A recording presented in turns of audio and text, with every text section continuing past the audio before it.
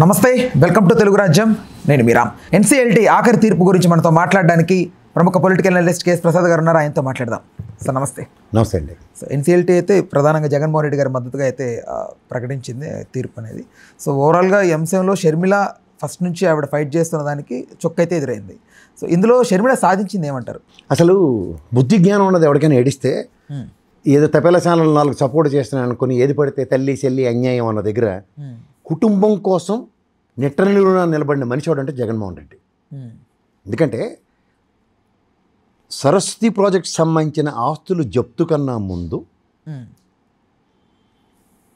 Share transfer చేసుకునే వెసులుబాటు ఉన్న షర్మిల గారు ఎవడో ఒక తెంగరి బుర్ర తక్కువ వెధవ ఇచ్చిన ఒక పనికిమాలిన ఐడియాకి ఏంటంటే షేర్ ట్రాన్స్ఫర్ ఫీజు మనం చెల్లించక్కర్లేదని చెప్పి ఒక ప్రెషియస్ టైంని ట్రాన్స్ఫర్ చేసుకోకుండా వదిలేసుకుంది. తర్వాత అది ఎప్పుడైతే అన్యాక్రాంతమైన తర్వాత దాని మీద వచ్చిన రెప్రికేషన్స్ కాన్సిక్వెన్సెస్లో ఖచ్చితంగా షర్మిలమ్మ కాన్సిక్వెన్సెస్ ఫేస్ చేస్తుందని షేర్ ట్రాన్స్ఫర్ది నిలువరించిన జగన్మోహన్ రెడ్డి. రెప్రికేషన్స్ ఈ అమ్మాయి ఫేస్ చేయవలసిన సిచ్యువేషన్స్ అట్రిబ్యూట్ అవ్వకుండా పరిరక్షించినోడు ఇవాళ జనాల దృష్టిలో శత్రువు అయిపోయాడు. దాన్ని మనం ఎందుకు ముందు ఎందుకు పెట్టాలి? కుటుంబం అన్నది ఇలా గుప్పుడు తీస్తే బయట పెడితే రోడ్డు మీద ఉంటారు అందరూ. ఎవడైనా సరే నీకు బుద్ధి జ్ఞానం లేదని చెప్పి నా బుద్ధి జ్ఞానం ఏమైంది అన్న ప్రశ్నకి సమాధానం చెప్పుకున్న వ్యక్తి ఎవడంటే జగన్మోహన్ రెడ్డి.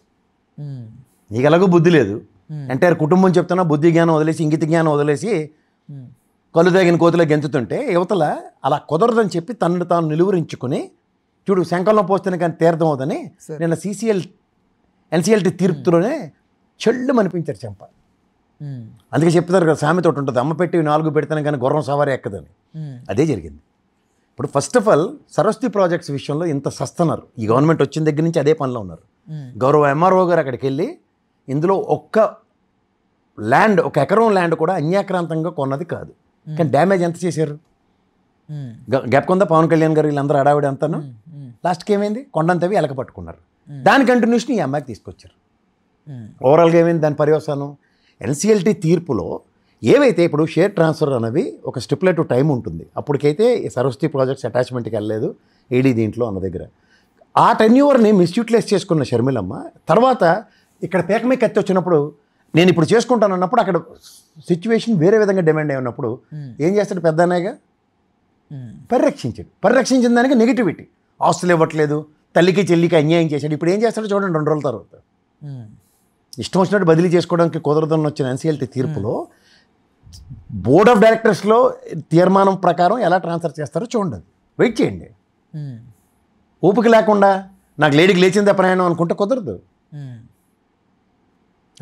అవన్నీ లిమిటెడ్ కంపెనీలు, ఎలా పడితే అలా షేర్లు అన్యాక్రాంతంగా ట్రాన్స్ఫర్ చేసుకోవడానికి ఒప్పుకోరు. బట్ ప్రధానంగా ఈడీ దీన్ని స్టే తీసుకుంది. ఇప్పుడు అటాచ్మెంట్స్ అన్నవి ఎప్పుడైతే జరిగాయో, ఇప్పుడు ముఖ్యంగా నేను చెప్తున్నాను, జగన్మోహన్ రెడ్డి గారికి సంబంధించిన ఆస్తులు ఈడీ చేతులు ఎత్తేసింది. ఈడీ కేసులు విత్డ్రా చేసుకుంది. నేను ముందే చెప్తున్నాను, 2 రోజుల్లో న్యూస్ వస్తుంది కూడా, మీరు ముందే చూసుకోండి. తర్వాత జరిగే పరిణామంలో ఓన్లీ సిబిఐ డిశ్చార్జ్ పిటిషన్ మీద కింద మీద పడి వస్తుంది, ఎటు తేల్చుకోలేక. ఈ నిస్సహాయ స్థితిలోంచి కూడా అతి దగ్గరలో జగన్మోహన్ రెడ్డి అగ్నిపునీతిలో వస్తారు. అందుకనే దీన్ని ఓవర్కమ్ చేయడానికి ఇక్కడ లిక్కర్ క్యాము తోటకూర అని చెప్పి మళ్ళీ ఈడీని తీసుకొచ్చి ఎలాగోలా ఇతన్ని ఒక 5 సంవత్సరాలు బదనాం చేసే దగ్గర ముందే ఇతను క్రిస్టల్ క్లియర్గా ఎలా బయటకు వస్తున్నాడు దాంతో ఉక్కిరి బిక్కిరి అవుతున్నారు ఈ కూటమి ప్రభుత్వం. సార్, జగన్మోహన్ రెడ్డి గారు పరిరక్షించారని మీరు అంటున్నారు, కానీ అదే క్యాడర్ నుంచి విపరీతమైన విమర్శలు చేశారు షర్మిల గారు once upon a time. So అంటే అంత వ్యతిరేకతకి జగన్మోహన్ రెడ్డి గారి మద్దతు లేదంటారా వీళ్ళ నుంచి, క్యాడర్ నుంచి? మద్దతు క్యాడర్ నుంచి కాదు సార్. ఇప్పుడు మీ కుటుంబంలో ఒక ప్రాబ్లం ఉంటుంది సార్, అది బయటకి ఎంతమందికి తెలుస్తుంది? ఆవిడకి తెలియదు. మీకు అర్థమవుతుందా? తెలియని దాని గురించి మనం బయటకు వచ్చిన సెలవుల పొలవులు ఇష్టం వచ్చిన కథలు నడిపితే మీకు అర్థమవుతుందా? కథలు నడుపుకొని నడిపితే నష్టం. ఇప్పుడు ఇది ఎన్సీఎల్టీ తీర్పు నిన్న ప్రకారం షేర్ ట్రాన్స్ఫర్ చెల్లదని ఉంది. ఒకవేళ ఈ పిచ్చి పని కనుక జగన్మోహన్ రెడ్డి ప్రోత్సాహంతో లేదంటే జగన్మోహన్ రెడ్డి పట్టించుకోకుండా వదిలి షర్మిలమ్మ ఇది కనుక చేస్తే కాన్సిక్వెన్సెస్ ఎవరు ఫేర్ చేసి ఉందరు? జగన్మోహన్ రెడ్డి, షర్మిల. ఓకే నేను బోర్డ్ ఆఫ్ డైరెక్టర్స్ తీర్మానం కాదు కదా అది. ఇప్పుడు వెళ్ళి మెట్రోలో 20 రూపాయలు డిస్కౌంట్కి ఒక నూనె ప్యాకెట్ ఇస్తారు, తెలుసా మీకు? మెట్రో షాప్కి వెళ్ళండి, ఇప్పుడు మార్కెట్ రేట్ కన్నా 20-30 రూపాయలు తక్కువ ఉంటుంది, కానీ ఆ నూనె జస్ట్ 2 డేస్లోనే వాడాలి. అది మీరు ఇంటికి సామాన్లతో పాటు తీసుకెళ్ళారు అనుకోండి, మీరు ఒక రోజులో వాడగలరా దాన్ని? అదే పకోడీ లేచిలో తీసుకెళ్ళాడు అనుకోండి, ఆడికి 20 రూపాయలు తక్కువకి వచ్చింది, నూనె వేసి ఆడ పకోడీలు వేసి ఆడ వ్యాపారం ఆడు చేసుకుంటాడు. కానీ నేను తీసుకెళ్ళి నేను నష్టపోయినాను గోలాటితే 2 రోజుల్లో దాన్ని వాడితే మీకు వెలడిటీ, 2 రోజుల్లో వాడగలిగి సామర్థ్యం ఉంటుంది పకోడీలు వేసి వాడికి, లేదా హోటల్లో వ్యాపారం చేసిన వాడికి. కానీ ఇంటికి పట్టుకెళ్ళాను నాకు అన్యాయం జరిగిందని మెట్రో రోడ్ మీద కేసేస్తే ఏమంటారు? సో ఆ లాజిక్ మిస్ అయితే ఏమవుతుందంటే మెట్రో వాడికి తప్ప మీ తప్ప అంటే ఎవరు చెప్తారు? నీదే తప్పని చెప్తారు కోర్టు కూడా.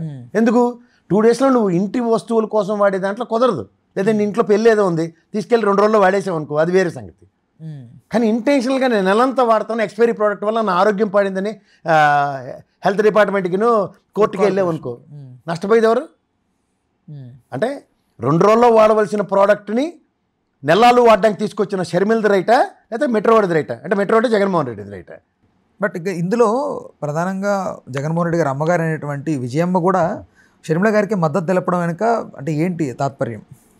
ఇప్పుడు ఇంట్లో కట్నం డబ్బులు ఇవ్వకపోతే చంపేస్తారని ఇంట్లో దాడి జరుగుతుంది అనుకో అమ్మాయి మీద, తల్లి ఎలా ఆలోచిస్తుంది?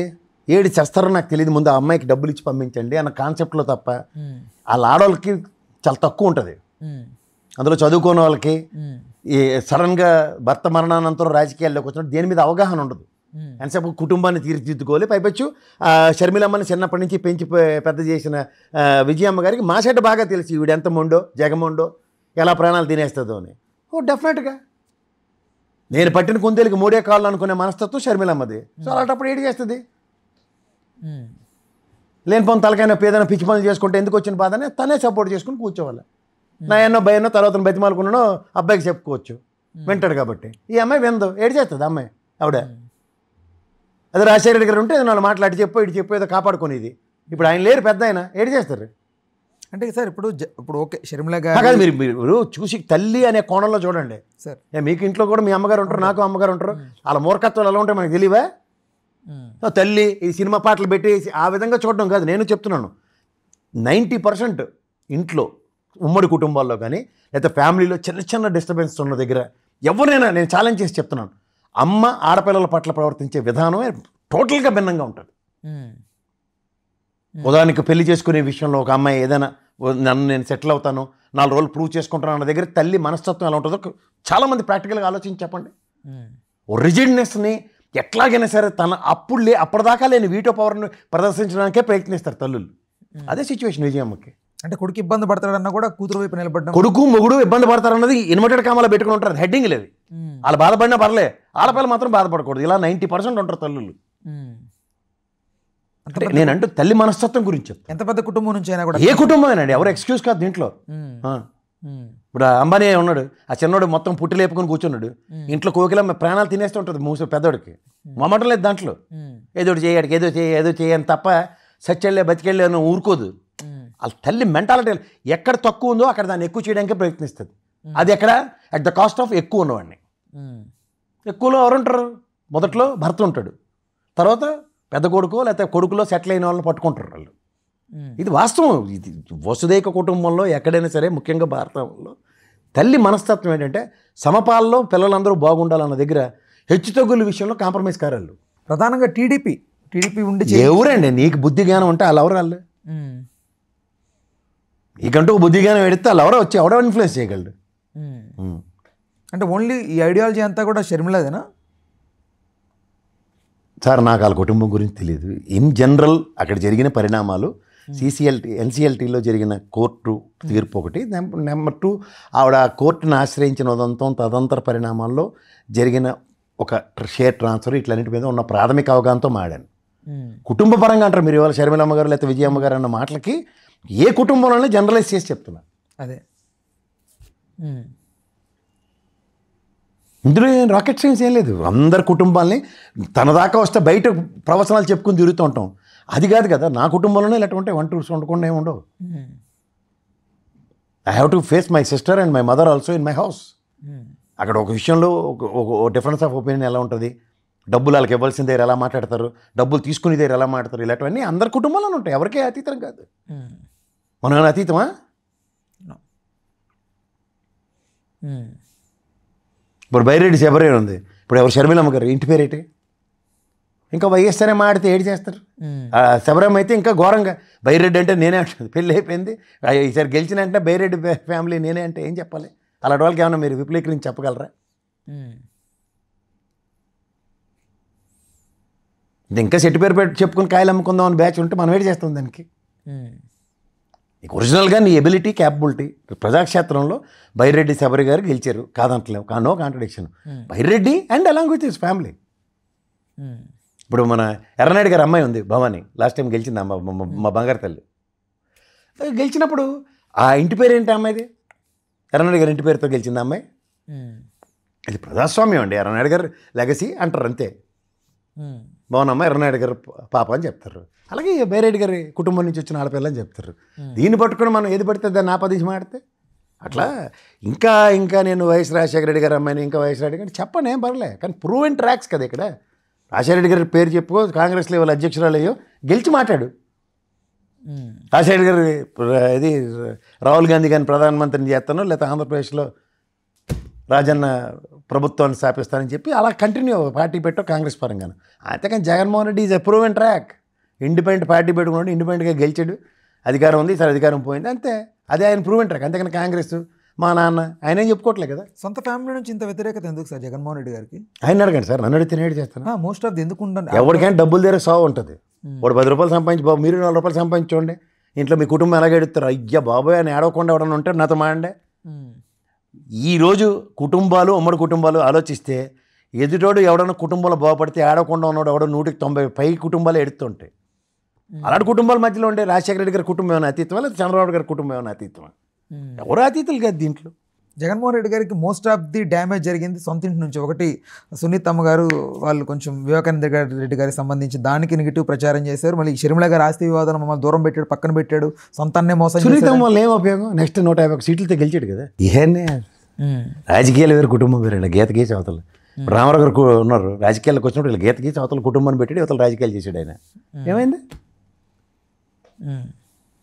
కుటుంబం ఎంటర్ అయిన తర్వాత ఆయనకి కష్టాలు వచ్చాయి, తెలుసుకున్నాను అంతకన్నా. హలో, తెలుగు రాజ్యం ఛానల్ చూస్తున్నారా? సామాజిక రాజకీయ జీవన చిత్రణే తెలుగు రాజ్యం. అతిశయోక్తులు అసత్యాలు ఉండవు. రాజకీయ కోణం కాదు, ప్రజా కోణమే కొలబద్ద. తెలుగు రాజ్యం వీక్షణ మీ ఉత్తమ అభిరుచికి నిదర్శనం.